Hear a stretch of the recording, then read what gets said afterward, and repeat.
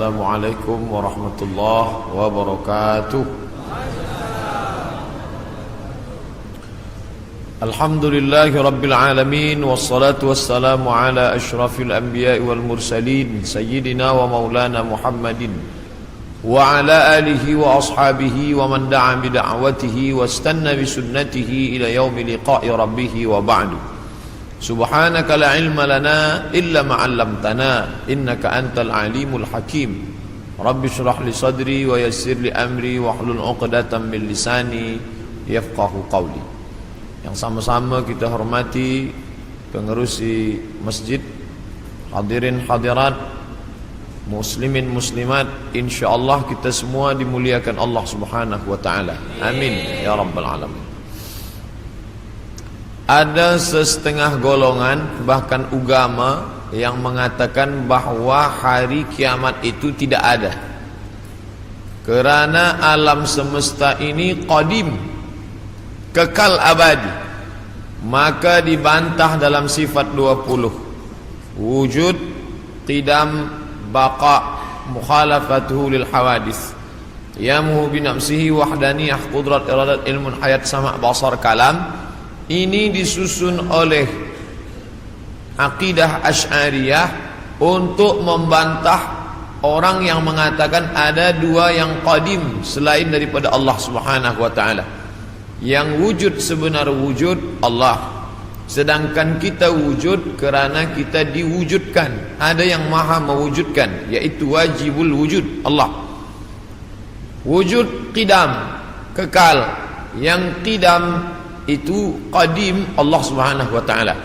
Bila ada orang mengatakan bahawa alam ini qadim, maka syiriklah dia, kerana ada dua yang qadim, Allah dan alam.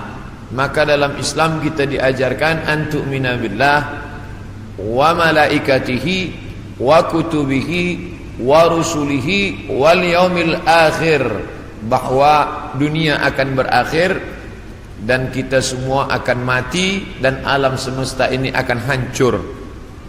Maka Syekh Muhammad Abduh memulai tafsir Al-Manar tidak dari Al-Fatihah, tapi daripada juzuk 30 amma yatasaalun. Sebab juzuk 30 itu banyak bercerita tentang hari kiamat. Maknanya kalau orang diajak bercerita tentang awal Al-Baqarah, dia bercerita tentang alladzina yuqimunas shalah wa yu'tunaz zakah wa yunfiquna mimma. Ini semua cerita tentang ibadah. Bagaimana mungkin orang bercerita paham ingin beribadah kalau dia menyangka bahwa alam ini kekal dan abadi? Oleh sebab itu dalam Islam diajarkan bahwa alam ini akan binasa. Definisi makna alam, ma siwallah, semua yang selain daripada Allah alam. Saya, puan, tuan, alam semesta, ma siwallah, maka semua akan binasa. Yang kekal abadi hanya Allah Subhanahu wa taala. Bila ada orang mengatakan alam ini kekal, maka bagaimana dengan dosa? Sedangkan kita berpahaman bila saya mati, bila saya ada dosa, maka saya akan diadili di mahkamah Allah Subhanahu wa taala. Selepas itu ada surga, ada neraka. Sedangkan mereka yang berpahaman bahwa alam ini tidak binasa, maka roh itu masuk dari satu tubuh ke tubuh yang lain. Roh saya keluar masuk ke tubuh yang lain. Boleh masuk ke tubuh manusia, jasad manusia, boleh pula jasad haiwan yang dikenali dengan reinkarnasi. Masuk roh dia ke tempat yang lain. Ini di antara pahaman yang meyakini bahwa alam ini tidak berakhir. Maka ada tiga agama yang disebut samawi, sama langit, walaupun sudah mengalami perubahan, tapi ada persamaan kita dengan mereka. Sama-sama percaya Allah, sama-sama percaya ada Rasul Nabi utusan Allah, dan sama-sama bahwa dunia akan kiamat, maka datanglah hari akhirat. Islam, Yahudi, Nasrani. maka mereka disebut dengan samawi kerana ada 3 titik persamaan. Maka bila kita buka Quran juzuk 30 bercerita tentang alam akan berakhir. A'udzubillahi minasyaitonir rajim. Idzas samaa'u fatarat, ketika langit terbelah. Sekarang ada isu global warming, panas. Mengapa panas dunia ini? Mereka berkata bahawa lapisan yang melindungi kita di atas ozon mengalami penipisan atau bocor. Tapi yang terjadi, kata Allah SWT, idzas samaa'u fatarat, langit terbelah.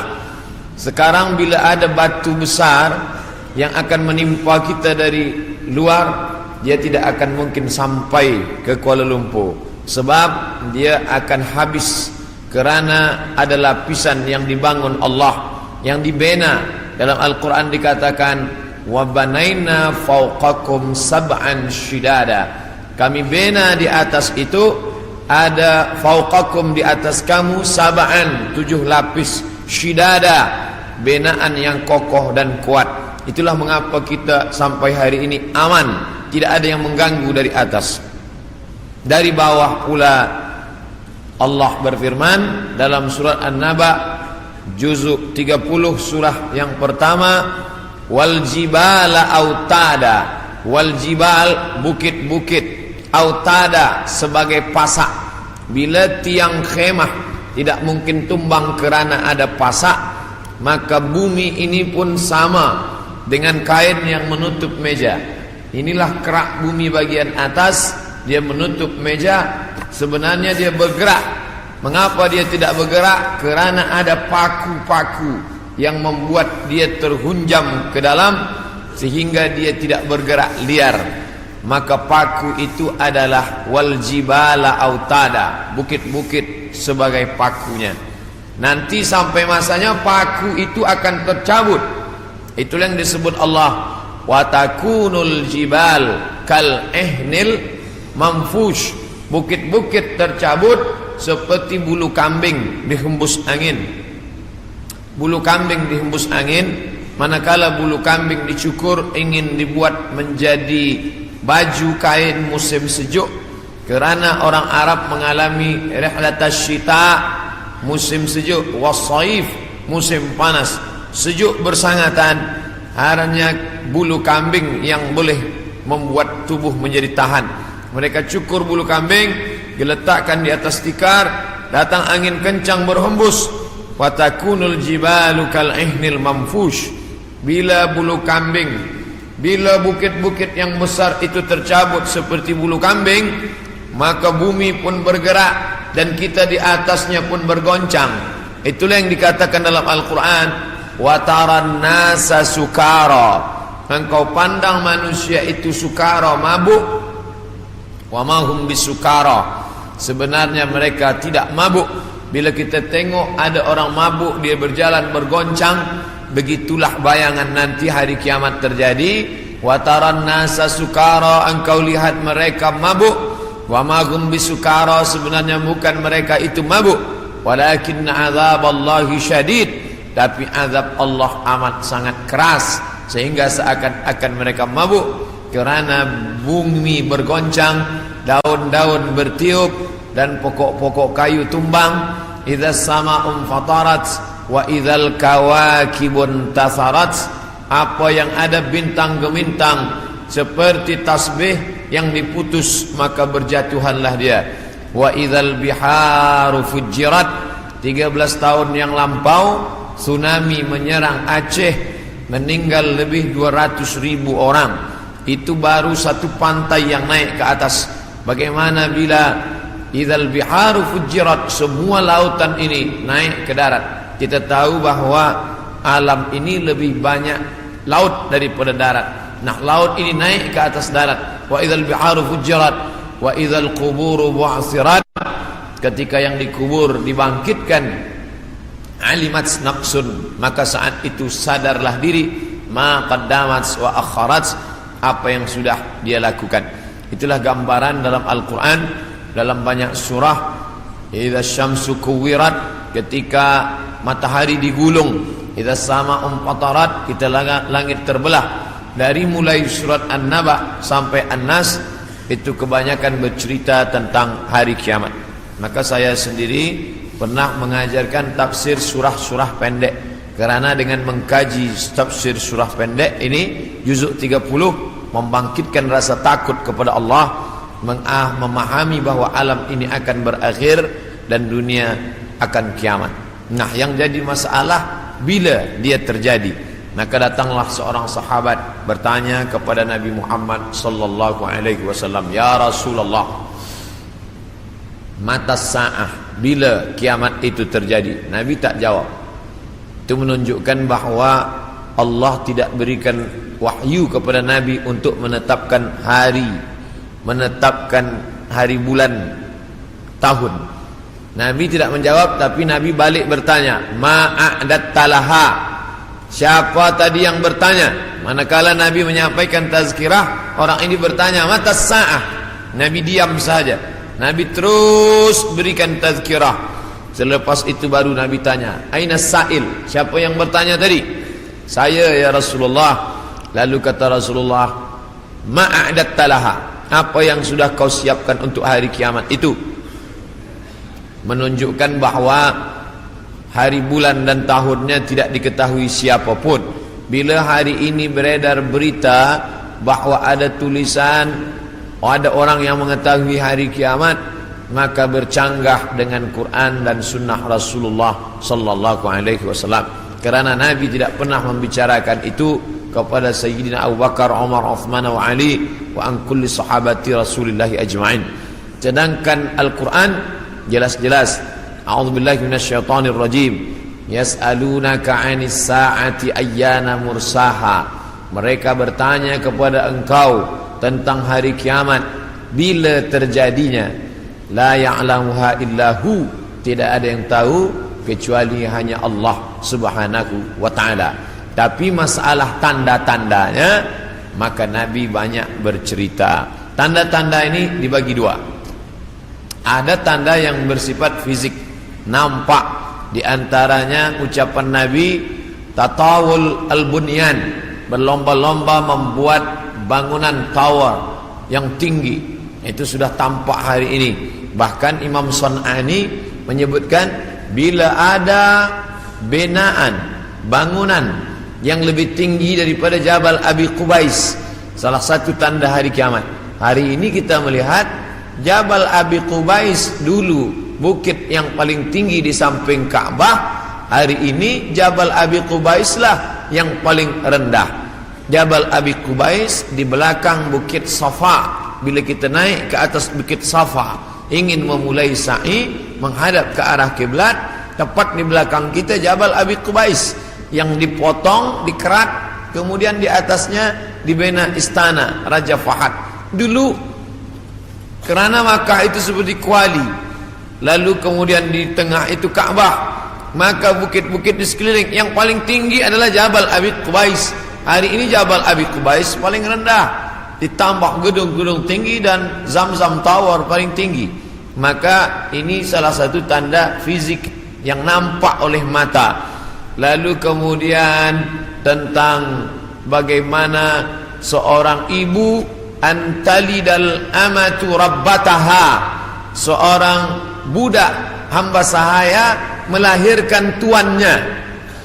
Ini pun juga fisik, nampak dia oleh mata. Ada dua makna bahawa seorang hamba sahaya melahirkan tuannya. Yang pertama maknanya, ketika umat Islam berkuasa, lalu kemudian dia menguasai suatu kawasan, maka perempuan-perempuan itu menjadi budak, dan budak-budak ini melahirkan anak-anak yang merdeka. Maka maknanya Islam punya kekuasaan yang luas. Akhirnya ibunya budak hamba sahaya, anaknya orang merdeka. Makna pertama. Sedangkan makna yang kedua adalah antalidal amatu rabbataha, maknanya seorang ibu melahirkan anak dan anaknya menderhaka, sehingga seolah-olah ibu menjadi budak dan anak menjadi tuan. Ini pun fisik, nampak dengan nyata. Saya termasuk suka mengkaji tanda-tanda yang tampak, tapi sebenarnya yang lebih condong daripada hadis-hadis itu adalah bukan benda, tapi condong kepada maknawi, makna yang terkandung di balik suatu ucapan Nabi sallallahu alaihi wasallam. Maka pada kesempatan ini kita akan bahaskan satu daripada banyak hadis diriwayatkan oleh Abdurrahman ibnu Sakhar ad-Dausi atau biasa dikenali dengan nama Abu Hurairah radhiyallahu an. Hadis ini ada dalam kitab Sahih Al-Bukhari. Apa kata Nabi? La taqumus sa'ah, hari kiamat tidak akan terjadi hatta hingga yuqbadal ilmu. Yang pertama, dalam hadis ini ada 6 tanda. Ini yang akan kita bahaskan. Yang pertama, yuqbadal ilmu, ilmu dicabut. Innallaha la yaqbidul ilma intiza'an. Allah tidak mencabut ilmu seperti mencabut pokok kayu dengan akarnya sekali. Lalu bagaimana ilmu itu tercabut? Bi mautil ulama, dengan meninggalnya ulama. Ketika Imam Syafi'i meninggal, maka berapa cabang ilmu hilang. Imam Syafi'i alim dalam bahasa Arab, Imam Syafi'i alim dalam tafsir, Imam Syafi'i alim dalam fiqh, Imam Syafi'i alim dalam hadis, bahkan bergelar Nasirus Sunnah. Imam Syafi'i yang pertama kali menyusun usul fiqh, lalu kemudian ketika meninggal masih ada digantikan oleh murid-muridnya, Al-Muzani, Al-Buwaiti, Rabi' Al-Muradi. Tapi kemudian makin ke bawah, maka hilanglah ilmu, maka yang muncul orang jahil yang kemudian dianggap sebagai orang berilmu. Wal-iyazubillah, na'udzubillah. Maka saya pribadi tak pernah berkata menurut paham saya, menurut pendapat saya, karena saya takut tergolong dalam orang yang disebut Nabi al-juhala, orang jahil tapi seperti berilmu. Zahirnya orang menyangka berilmu padahal tidak. Maka selalu saya mengambil pendapat ulama. Menurut pendapat Imam Syafi'i, menurut pendapat Imam An-Nawawi, menurut pendapat Ibnu Hajar Al-Asqalani, menurut Imam Az-Zahabi, menurut Imam Jalaluddin Abdurrahman As-Suyuti, untuk menyelamatkan diri daripada juhala. Na'udzubillah. Maka nanti kata Nabi SAW, sebelum hari kiamat bermunculanlah juhala karena pandai berbicara, karena berpakaian ulama. Al-juhala yalbisuna libasal ulama, orang jahil tapi memakai pakaian ulama, pandai berbicara, lalu orang menyangka dia alim, padahal dia tak lebih daripada orang dhalla wa adalla, sesat dan menyesatkan. Sebenarnya kiamatnya sudah terjadi pada isinya, tapi alamnya belum kiamat besar. Maka kata ucapan Nabi SAW dalam suatu hadis, idza wussidal amru ila ghairi ahlihi, bila diberikan suatu perkara bukan kepada ahlinya, bukan kepada orang yang faham, fantaziris sa'ah, maka tunggulah kiamat. Makna kiamat di situ bukan kiamat alam semesta, tapi kiamat isinya. Bila pembinaan masjid ini diberikan kepada orang yang tidak pakar, tidak memiliki kepakaran pada bidang itu, fantaziris sa'ah, maka tunggulah sa'ah, kiamat, hari kiamat. Makna kiamat di situ bukanlah kiamat alamnya, tapi isinya sudah kiamat. Begitu juga dengan ucapan Nabi tentang masalah idza waqa'a ala ahadikumul qiyamah, bila terjadi kiamat pada salah seorang kamu, wa fi yadihi fasilah, di tangannya ada anak korma, falyaghrisha, tanamlah, karena dia akan menanam itu, lalu kemudian dia mati. Bagaimana mungkin kiamat terjadi pada satu orang? Maka makna kiamat dalam hadis ini alamnya tidak kiamat, tapi orang itu mengalami kiamat, maknanya mati dia. Na'udzubillah. Oleh sebab itu maka bahwa kiamat sudah terjadi pada isinya, ya, kerana banyaknya orang jahil. Oleh sebab itu alhamdulillah kita di Malaysia masih ada para ulama, masih ada para mufti, masih ada para habaib.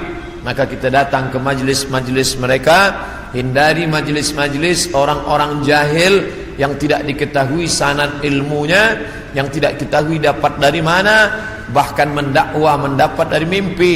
Langsung berjumpa dengan Syekh Abdul Qadir Al-Jilani, langsung saja terus mendapatkan zikir talqin, dari Rasulullah sallallahu alaihi wasallam tanpa bersanad, tanpa berguru. Padahal para imam mengajarkan kita ada namanya sanad. Al-isnad minad din. Sanad itu bahagian dari agama. Laulal isnad, kalaulah bukan kerana sanad, laqala man syaa ma syaa, maka orang mudah saja berkata sesuai kehendak hawa nafsunya. Begitu kata Imam Abdullah ibn al-Mubarak, salah seorang ulama hadis yang amat sangat tinggi ilmunya. Maka Imam Bukhari bersanad sampai ke Nabi Muhammad sallallahu alaihi wasallam. Imam Bukhari mendapatkan hadis itu dari gurunya, namanya Abdullah ibn Maslamah. Abdullah ibn Maslamah mendapatkan dari gurunya, namanya Malik bin Anas. Malik bin Anas mendapatkan dari gurunya, namanya Abu Zinad. Abu Zinad mendapatkan dari gurunya, namanya Al-A'raj. Al-A'raj mendapatkan dari gurunya, namanya Abu Hurairah. Abu Hurairah mendapatkan dari gurunya, namanya Sayyidina wa Maulana Muhammad sallallahu alaihi wasallam. Dan di antara sanad itu mesti diteliti pula, orang ini mestilah adil. Makna adil menjauhi dosa besar, menghindari dosa kecil. Lawan daripada kata adil adalah fasik. Wallahu la yahdil qaumal fasiqin. Allah tak berikan hidayah kepada orang yang fasik. Adapun orang yang adil tapi dia tidak dhabit, tidak kuat ingatannya, maka dia juga tidak layak diambil ilmu daripadanya. Oleh sebab itu apa kata Imam Malik bin Anas, guru Imam Syafi'i? Makamnya di Baqi di samping Masjid Nabawi, meninggal tahun 179 Hijrah. Aku berjumpa dengan 70 orang di dalam masjid ini, maksudnya Masjid Nabawi di Madinah. Andai aku minta satu di antara mereka berdoa, maka turun hujan, saking makbulnya doa mereka. Tapi tidak aku ambil hadis satu pun dari ke-70 orang itu. 70 orang zuhud, ahli ibadah, abid, banyak ibadahnya, kabul doanya. Andai aku minta satu orang berdoa, turun hujan, begitulah kabulnya. Tapi aku tidak mengambil ilmu dari mereka karena tidak dhabit, kuat ingatannya. Begitulah ulama menapis supaya jangan sampai mengambil ilmu daripada orang jahil. Kerana di antara tanda kiamat adalah yuqbadul ilmu, bahwa ilmu dicabut Allah Subhanahu wa taala. Maka bila kita masih ada kajian-kajian khas tafsir, khas fiqh, khas usul fiqh, khas hadis, maka kita hadir, kita dengarkan, kita fahami, kita rakamkan, kita share. Maka dia bagian dari dakwah. Tapi bila itu sudah tampak banyak menyebar, sebenarnya telah satu daripada tanda hari kiamat. Yang kedua, wa taksuruz zalazil, banyak terjadi zalazil. Zilzal, gempa. Zalazil, gempa. Maka kita lihat idza zulzilatil ardu zilzalaha, bila sudah digoncangkan bumi itu, wa akhrajatil ardu asqalaha, dan dia menggoncangkan, lalu keluarlah isi yang ada di dalamnya. Dulu terjadi juga gempa, faj'alna 'aliyaha safilaha, kami jadikan bagian dalam naik ke atas, bagian atas turun ke bawah. Amtarna 'alaihim, kami hujani mereka, bihijaratin, dengan batu, min sijilin mandud, dari tanah liat yang terbakar. Sudah lama terjadi, tapi hari ini terjadi lebih banyak lagi di banyak-banyak tempat.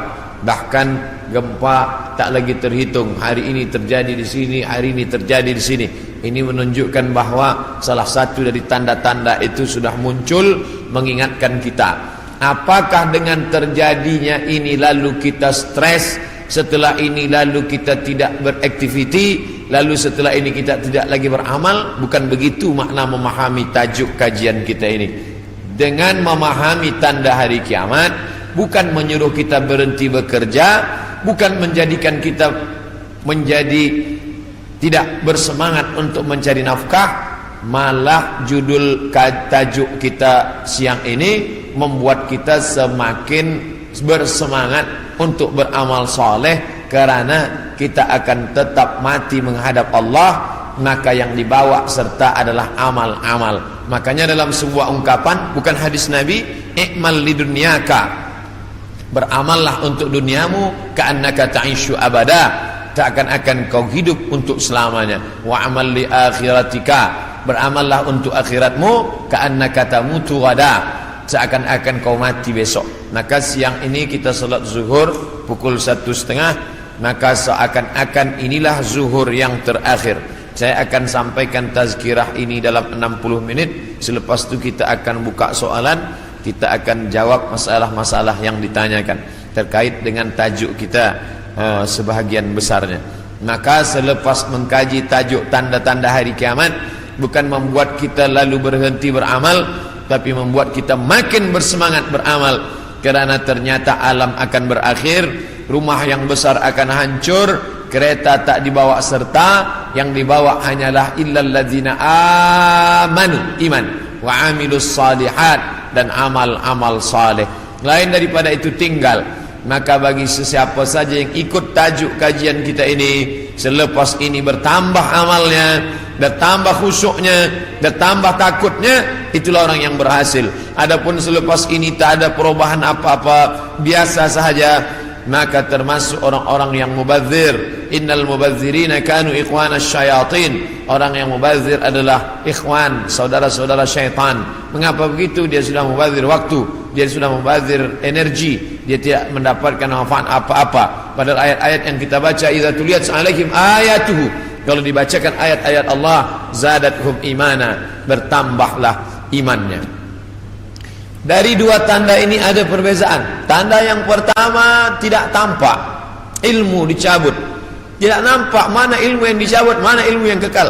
Yang kedua zalazil, gempa, ini nampak, bisa dirasakan. Berapa skala Richter, ini semua orang tahu, bahkan bergoncang. Ada kaca yang pecah, ada dinding rumah yang retak. Itu terjadi belakangan ini lebih banyak lagi signal pertanda bahwa Allah Subhanahu wa taala akan mengakhiri dunia ini. Lalu kemudian berikutnya adalah wa yataqarabuz zaman. Zaman, masa, waktu, yataqarab, saling mendekati. Apa makna saling mendekati? Tidak lagi terasa. Baru saja hari Jumat, esok hari kita sudah solat Jumat. Baru saja Idul Adha, kita sudah membeli kambing dan sapi untuk Idul Adha berikutnya.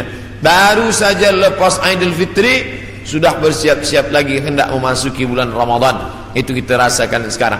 Apakah sebenarnya waktu itu berkurang? Waktu tidak berkurang. 24 jam, 12 jam siang, 12 jam malam. Dari dulu sampai begitu. Lalu mengapa terasa yataqarabuz zaman? Kerana ada alat-alat yang membuat kita merasa cepat. Dengan tumbuhnya alat-alat elektronik, datangnya internet, sehingga zaman begitu cepat tak terasa. Dulu orang duduk lama terasa, baru berakhir petang hari. Tapi hari ini tak terasa, petang siang malam berputar begitu cepat. Wa yataqarabuz zaman. Maka ini kita rasakan, makin hari makin kuat. Apa yang ada pada kita masa kecil dulu, sekarang sudah tidak ada lagi. Permainan-permainan anak kecil seperti layang-layang, seperti gasing dan lain sebagainya. Orang sudah bermain digital semua, dan hilanglah permainan yang mengambil masa waktu ini. Lalu kemudian waktu semakin pendek, dan puncanya adalah orang sudah tidak lagi peduli kepada jiran tetangga, tak lagi memperdulikan masa, sehingga hilanglah apa yang diberikan Allah. Padahal Allah SWT berikan masa ini, dan kita semua akan ditanya tentang masa yang sudah kita pakai. La tazulu qadama abdin, kaki anak Adam tidak akan bergeser, pindah di satu tempat lain, hatta yus'al, sampai hingga ia ditanya. Pertanyaan banyak. La tus'alunna yawma idzin 'anil na'im, kamu akan ditanya tentang banyak pertanyaan. Tapi satu di antara pertanyaan itu adalah an umrihi fima afnah, umur kemana saja kamu pakai. Maka pertanyaan yang paling banyak tak dapat dijawab oleh manusia adalah umur, usia, kemana saja kau pakai yang dititipkan Allah Subhanahu wa ta'ala. Wa yataqarabuz zaman, waktu semakin dekat. Yang keempat, wa tazharul fitan, banyak terjadi fitan. Fitan jamak daripada fitnah. Fitnah terjadi. Berbagai macam fitnah terjadi. Kita lihat ada fitnah Sunni Syiah, ada fitnah Khalqil Quran, ada fitnah Ahmadiyah, ada fitnah Khawarij, ada fitnah Rafidah. Berbagai macam fitnah di grup WhatsApp, fitnah di Facebook, fitnah di Twitter, fitnah makin banyak. Dulu orang datang menceritakan aib orang lain, hanya berdua saja dia dengan jirannya. Hari ini orang berkelompok-kelompok membuat grup-grup fitnah, hingga semakin besar, semakin habis waktu disebabkan itu semua. Dulu orang bila ingin memfitnah, maka dia datang ke suatu tempat, tapi hari ini dia tidak keluar dari rumahnya, tapi dia sudah mampu menyebarkan fitnah-fitnah. Makna fitnah ada dua. Yang pertama tohmah, tuduhan tanpa bukti. Yang kedua, makna fitnah adalah membunuh. Makna fitnah adalah menyiksa. Banyak penyiksaan. Berapa kali kita tidak sanggup menyaksikan video bagaimana penyiksaan muslimin di Rohingya, bagaimana anak-anak gadis Rohingya dijual, lalu kemudian di India dijadikan sebagai orang-orang tidak baik. Bagaimana penyiksaan yang dilakukan oleh Burma kepada muslimin Arakan Rohingya. Bagaimana kemudian yang terjadi di Palestina hari ini, sampai hari ini tetap berlanjutan terus. Na'udzubillah. Maka betul kata Nabi SAW, kalau sudah dekat masa hari kiamat, maka yang terjadi adalah yaksurul fitan, maka banyaklah fitnah terjadi. Makanya selalu sebelum salam kita katakan, Allahumma inni a'udzubika min azabi jahannam, jauhkan kami daripada azab jahannam, wa min azabil qabri, daripada azab kubur, wa min fitnatil mahya wal mamat, jauhkan kami dari fitnah hidup dan mati. Fitnah mati, azab. Dua fitnah mati, azab kubur dan kemudian azab di akhirat.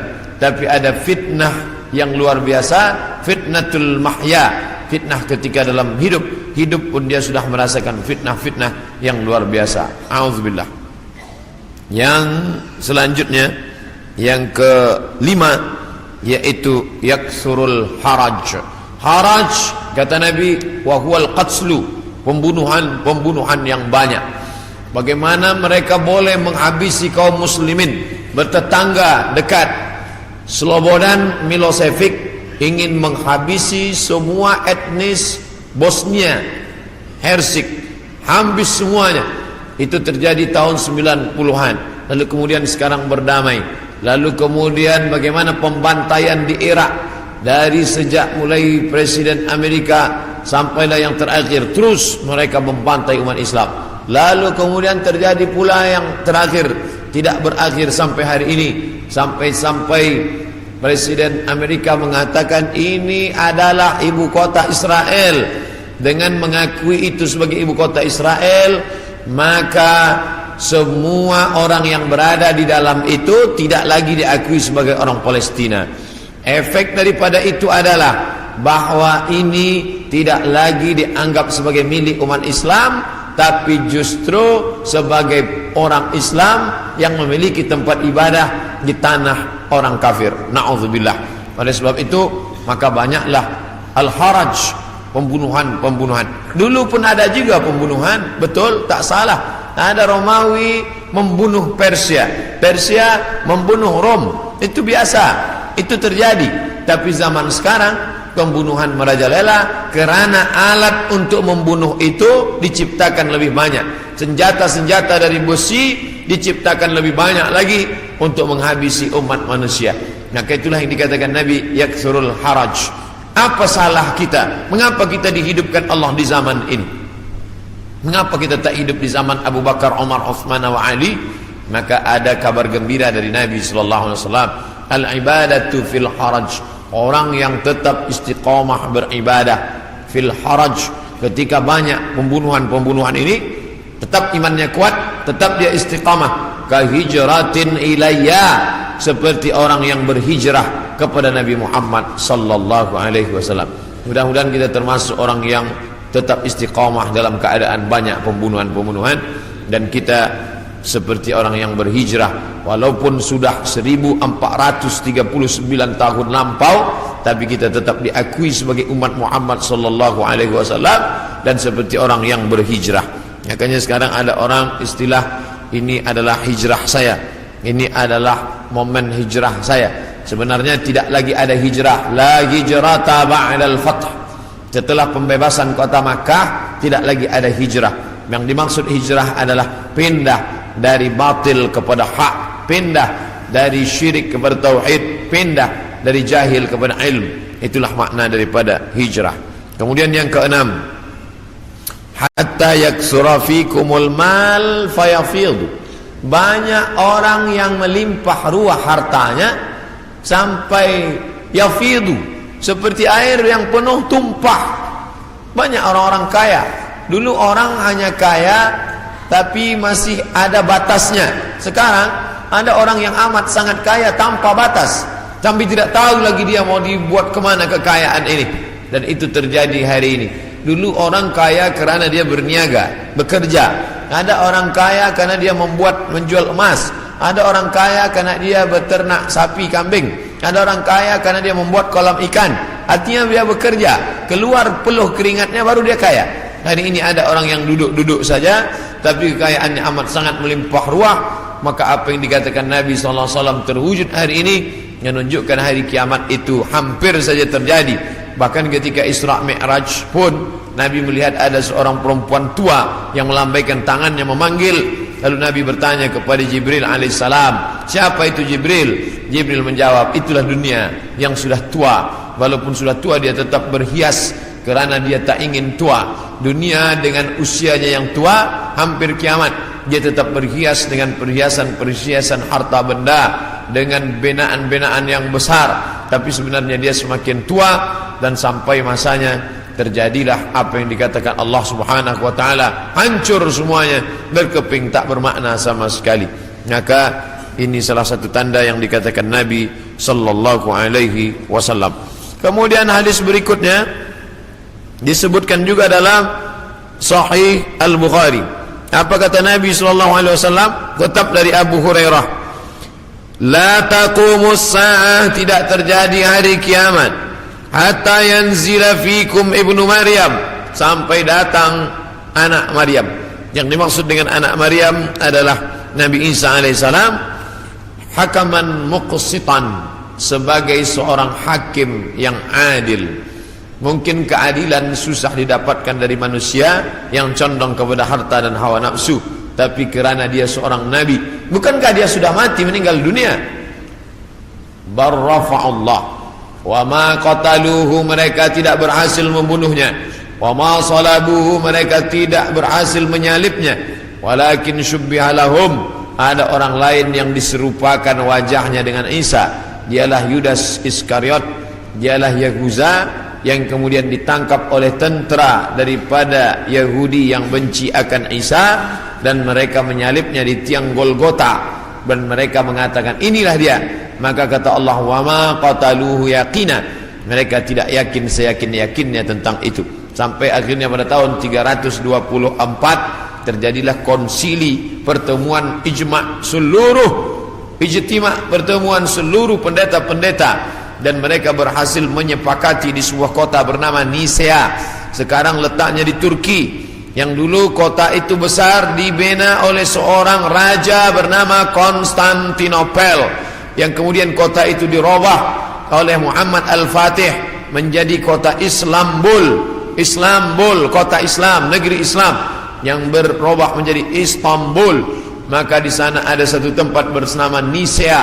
Di Nisea inilah mereka bersepakat bahwa Isa adalah anak Tuhan bagian, padahal itu tidak ada disebutkan dalam Injil, tidak ada dalam wahyu Allah Subhanahu wa taala. Yu'arrifunal kalima amma wadhihi, mereka merubah-rubah kalimat yang ada dalam kitab suci sesuai dengan kemauan kehendak hawa nafsu mereka.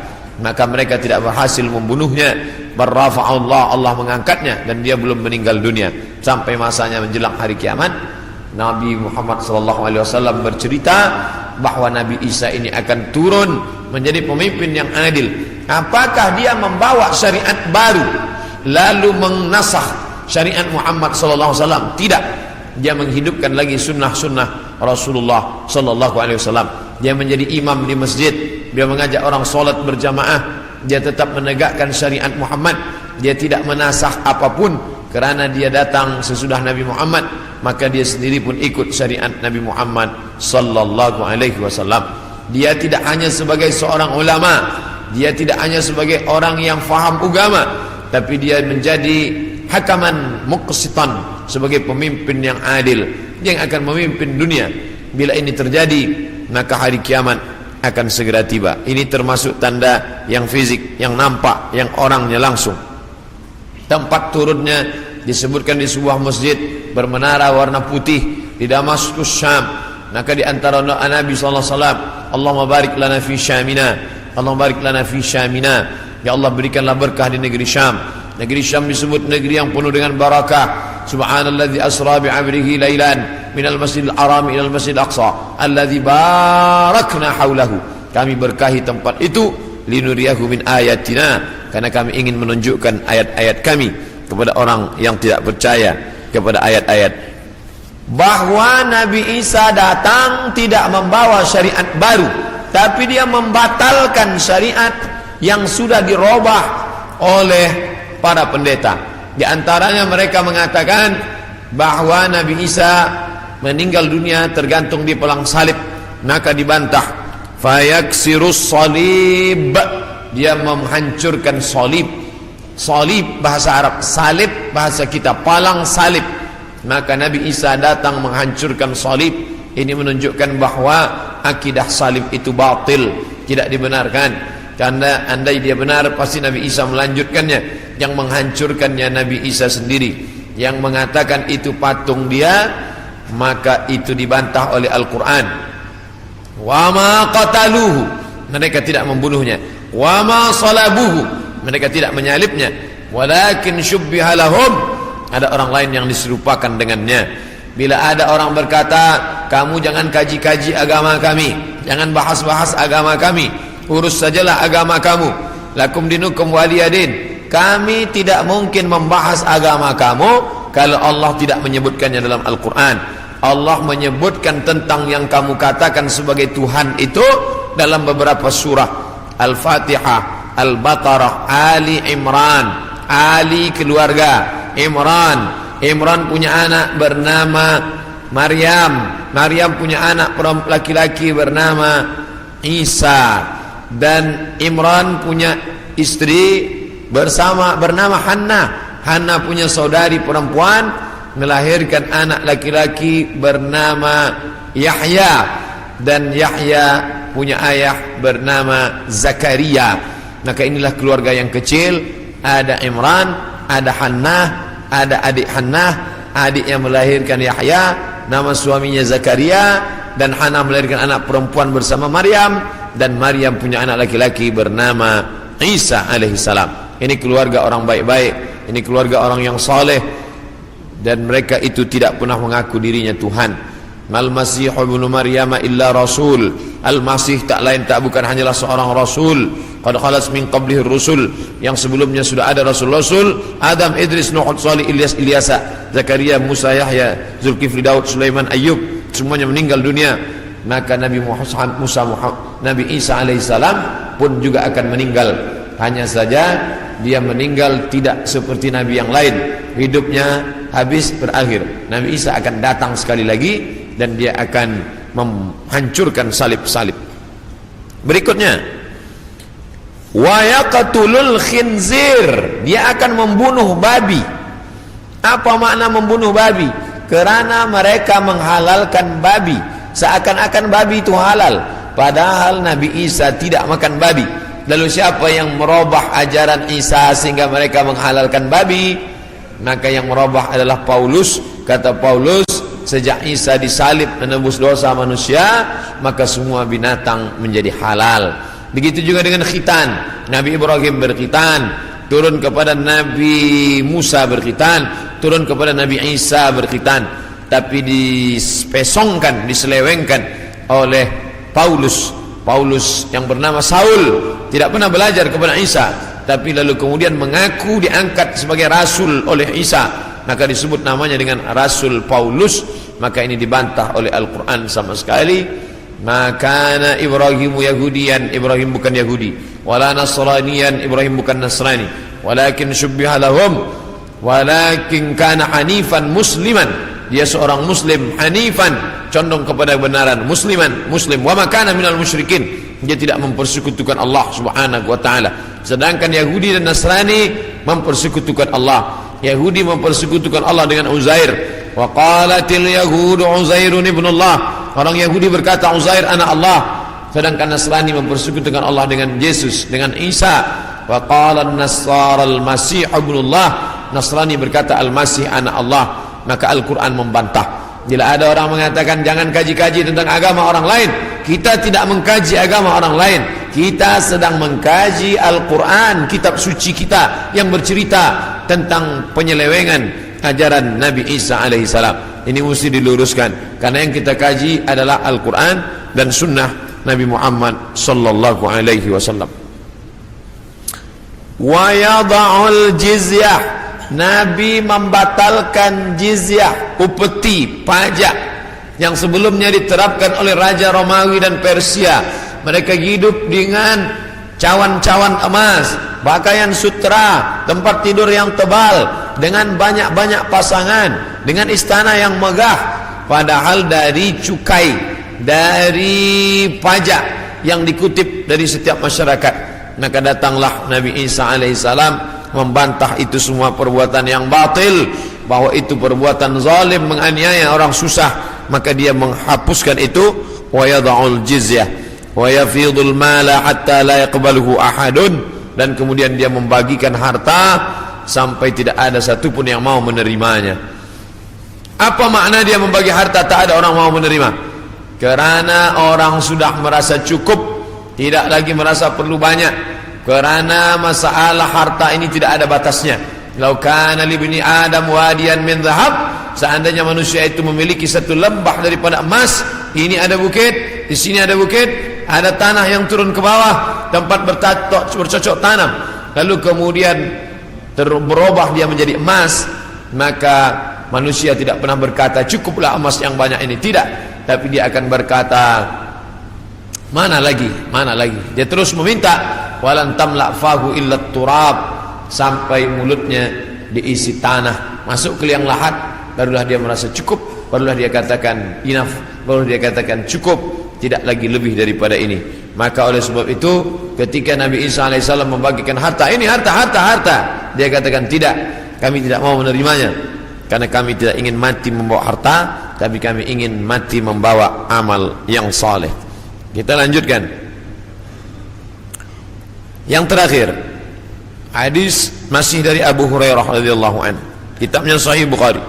La taqumus sa'ah, tidak akan terjadi hari kiamat, hatta tuqatilul yahud, sampai kalian memerangi orang Yahudi, hatta yaqulul hajar, sampai batu berkata, batu besar tempat orang bersembunyi dari serangan musuh, batu itu berkata, apa kata batu itu? Hadza Yahudi ya Muslim, hadza Yahudi ya Muslim, hai tentara Muslim, hadza Yahudi warai, ini di belakangku ini ada seorang Yahudi, faqtulhu, bunuhlah dia, faqtulhu, bunuhlah dia. Ada satu yang tidak membela umat Islam, dan itu adalah syajaratul gharqad, pohon gharqad, pohon yang batangnya tunggal ke atas, tidak terlalu banyak cabang, dan dia daunnya panjang-panjang. Masih ada sekarang, mereka tanam banyak-banyak. Ini membuktikan sabda Nabi SAW benar, tidak salah sedikit pun. 1439 tahun yang lalu Nabi katakan, hari ini terbukti mereka menanam tanaman gharqad sebanyak-banyaknya. Tahun 1999 saya sampai di satu kota. Kota ini dibagi dua karena perjanjian Camp David. Sebelah diambil oleh Mesir, sebelah dijajah oleh Israel. Tampaklah tentara-tentara berjaga di perbatasan. Maka Rafah, nama kota tersebut Rafah, maka kita bisa melihat menghijau, sementara yang di Mesir ini menguning gurun pasir. Sedangkan yang di sana menghijau. Kenapa hijau? Mereka tanam pohon gharqad. Nabi sudah mengatakan itu 14 abad yang lalu, bahwa mereka akan bersembunyi di balik pohon gharqad. Subhanallah, Masya Allah, Tabarakallah. Mereka bersembunyi di belakang batu-batu, berkata, ya Muslim, hai tentara Muslim, ada Yahudi di belakangmu, ini di belakangku ada Yahudi, faktulu, bunuhlah dia. Oleh sebab itu maka ini hadis mukjizat Nabi SAW luar biasa. Andai orang Yahudi itu musnah, seperti musnahnya kaum Ad, kaum Thamud, kaum Madian, kaum Iram, kaum Fir'aun, musnah.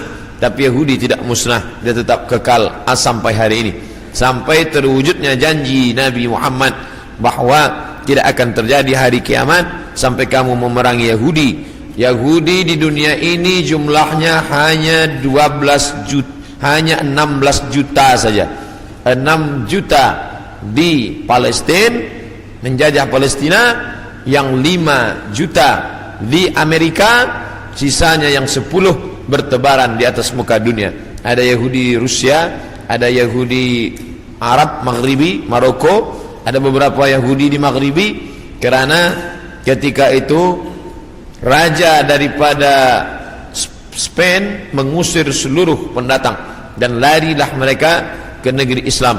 Ini menunjukkan Yahudi antara tiga, dia tidak dapat diterima oleh Nasrani, tapi dia bisa diterima oleh Islam. Islam menerima mereka, marhaba ahlan wa sahlan, sampai mereka punya negeri, bercucu, bersahabat, berkawan dengan kaum muslimin yang ada di Maghribi, kerana mereka diusir dari Andalusia. Padahal mereka dekat dengan Andalusia, dekat dengan Kristian, dekat dengan Nasrani, tapi mereka justru lebih nyaman, lebih dekat berkawan dengan orang Islam, karena Muslim itu wa ma arsalnaka illa rahmatan lil alamin. Apapun yang terjadi, kita tetap siap siaga. Mau kiamat terjadi hari ini, besok, pagi, petang, kita tetap beriman dan beramal soleh.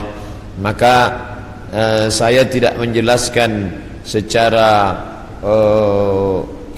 panjang lebar tentang masalah satu persatu, tapi kita kaji berdasarkan beberapa hadis-hadis Nabi Muhammad sallallahu alaihi wasallam. Yas'alunaka 'anis sa'ah, mereka bertanya kepadamu tentang hari kiamat. Qul la yujalliha illa liwaqtiha, la yujalliha liwaqtiha illa hu, tidak ada yang dapat mengetahui waktunya kecuali Allah Subhanahu wa taala. Adapun ada orang mengatakan tak sampai 1500, hanya sekitar beberapa tahun lagi, itu ijtihad dia. Tolong kita bedakan antara hadis dengan ijtihad orang terhadap hadis. Ini hadis, ini ijtihad hadis. Jangan katakan ijtihad ini adalah hadis, karena hadis ini dari Nabi, sedangkan ijtihad adalah dari ulama yang membaca hadis-hadis Nabi Muhammad sallallahu alaihi wasallam. Itulah tajuk kita pada siang ini. Kita ada lebih kurang 30 menit untuk menjawab pertanyaan-pertanyaan atau persiapan berwudu menjelang salat fardu zuhur insyaallah. Rabbana ya Rabbana